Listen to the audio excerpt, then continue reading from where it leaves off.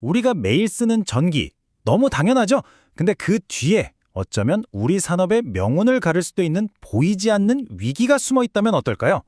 오늘 바로 그 이야기, 우리 경제의 혈관인 이 전력망이 왜 지금 압박을 받고 있는지, 그 숨겨진 병목 현상을 아주 깊숙이 들여다보겠습니다.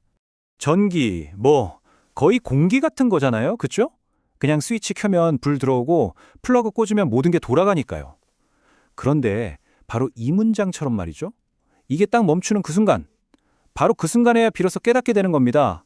아, 이 보이지 않던 힘이 사실은 우리의 일상의 모든 걸 떠받치고 있던 거였구나 하고 말이죠. 이게 바로 오늘 우리가 파고들 문제의 핵심입니다. 전기를 만드는 발전소는 계속 늘어나고 있어요. 그런데 그렇게 만들어진 어마어마한 전기를 정말 필요한 곳까지 안전하게 실어나를 전기 고속도로는요? 과연 같은 속도로 깔리고 있을까요? 바로 이 어긋난 속도, 이 불균형에서 모든 문제가 시작되는 겁니다. 자, 그럼 첫 번째 이야기부터 시작해보죠. 많은 분들이 전기가 부족한 거 아니야? 라고 생각하실 수 있어요. 하지만 진짜 문제는 전기를 만드는 데 있는 게 아닙니다. 핵심은 바로 옮기는 데 있어요. 이동의 문제라는 거죠. 자, 여기 이 흐름도를 한번 보세요. 간단합니다. 발전소에서 전기를 만들고 변전소에서 전압을 바꾸고 이 거미줄 같은 송전선을 타고 우리 집 그리고 공장으로 들어오는 거죠. 아주 단순해 보이죠? 그런데 만약에 이 흐름 중에 딱 한 군데라도 꽉 막혀버리면 어떻게 될까요? 네, 바로 이겁니다.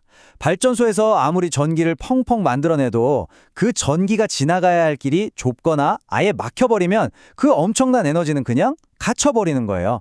아무 소용이 없게 되는 거죠. 모든 게 멈춰버립니다. 이건 생산의 문제가 아니라 명백하게 전달, 그러니까 물류의 문제인 겁니다. 이게 좀 복잡한 기술 얘기처럼 들릴 수 있으니까 제가 아주 쉬운 비유를 하나 들어볼게요. 이 전력망이라는 걸 우리가 사는 도시의 거대한 수도 시스템이라고 한번 생각해 보는 거예요. 자, 여기 그림을 보시면 바로 이해가 되실 겁니다. 저수지에는 물이 가득해요. 즉, 전기는 충분히 만들고 있다는 거죠. 그런데 도시로 가는 수도관이 너무 좁거나 막혀 있어요. 그럼 어떻게 되죠? 도시는 물 부족으로 난리가 나는 겁니다. 전력망도 똑같습니다. 이건 양의 문제가 아니라 흐름의 문제라는 거죠. 자, 그런데 이 흐름의 문제가 그냥 좀 불편한 수준에서 끝나는 게 아닙니다. 이건 우리 경제의 심장, 가장 핵심적인 부분에 정말 치명적인 위협이 될 수 있거든요. 바로 반도체 산업 이야기입니다. 지금 보시는 이곳 바로 경기 남부 지역입니다.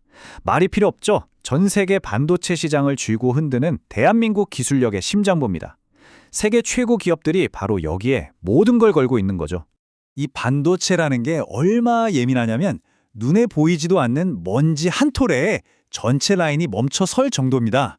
그리고 무엇보다 전기에 정말 민감해요.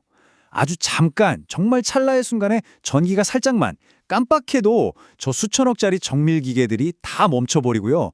그 순간 만들고 있던 칩들은 전부 쓰레기가 되는 겁니다. 피해액이 상상을 초월하죠.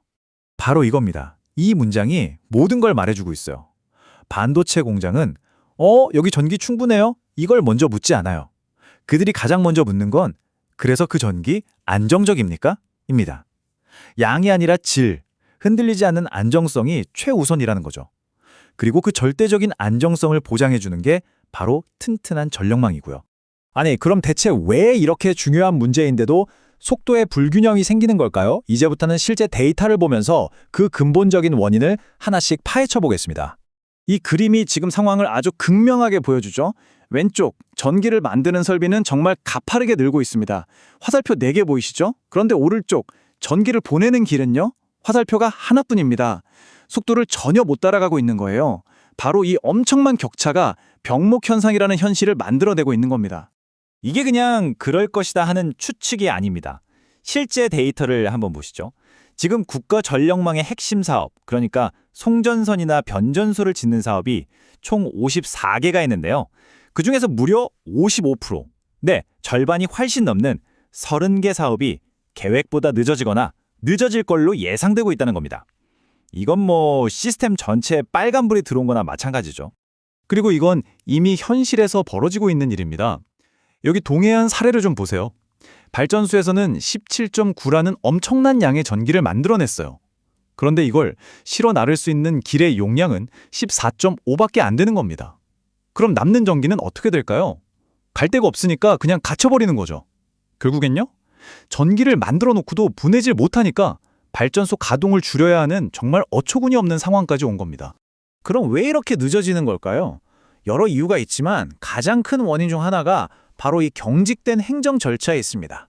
여기 보시는 것처럼 사업 계획부터 착공까지 여러 단계를 거치잖아요.